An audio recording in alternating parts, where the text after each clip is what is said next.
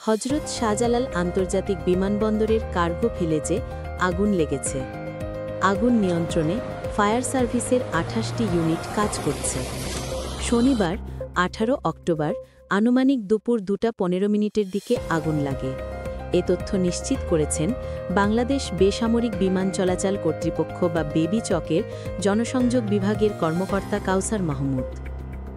খবর পেয়ে তাৎক্ষণিকভাবে বিমানবন্দর ফায়ার সেকশন, বাংলাদেশ বিমান বাহিনীর ফায়ার ইউনিট এবং অন্যান্য সংশ্লিষ্ট সংস্থা দ্রুত ঘটনাস্থলে পৌঁছে আগুন নিয়ন্ত্রণে আনার কার্যক্রম শুরু করে।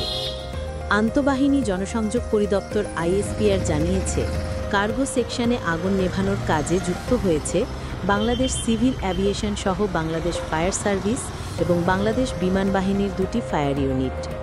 বিমানবন্দর কর্তৃপক্ষ জানিয়েছে, অগ্নিকাণ্ডের ঘটনায় কোনো প্রাণহানি বা বড় ধরনের ক্ষয়ক্ষতির খবর এখনও পাওয়া যায়নি। বিমানবন্দর কর্তৃপক্ষ এক বিবৃতিতে জানিয়েছে, সংশ্লিষ্ট সংস্থাগুলো আগুন লাগার কারণ এবং ক্ষয়ক্ষতির পরিমাণ নির্ধারণে তদন্ত শুরু করেছে। বিমানবন্দর কর্তৃপক্ষ সবাইকে নিরাপদ এবং সচেতন থাকার অনুরোধ জানিয়েছে এবং জানিয়েছে যে প্রাথমিক তদন্ত শেষে বিস্তারিত প্রতিবেদন প্রকাশ করা হবে।